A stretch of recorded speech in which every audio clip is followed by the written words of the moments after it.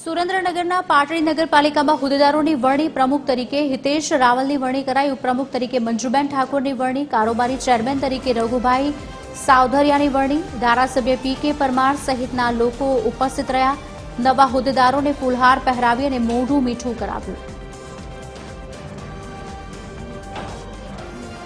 પાટડી નગરપાલિકાના પ્રમુખ તરીકે હિતેશભાઈ રાવલની નિયુક્તિ કરવામાં આવી છે। ઉપપ્રમુખ તરીકે મંજુબેન ઠાકોરની નિયુક્તિ કરવામાં આવી છે। કારોબારી ચેરમેન તરીકે રઘુભાઈ સાવધરિયા, શાસક પક્ષના નેતા તરીકે રાજુભાઈ દેવી પૂજક અને દંડક તરીકે ભરતભાઈ પ્રજાપતિ એનું પાર્ટીએ નિર્ણય લેવો છે। આજની પ્રથમ બેઠકની અંદર પ્રમુખ ઉપપ્રમુખની વરણીની અંદર નગરપાલિકાના પ્રમુખ તરીકે હિતેશભાઈ રાવલ અને ઉપપ્રમુખ તરીકે મંજુબેન ઠાકોરની નિયુક્તિ થઈ છે।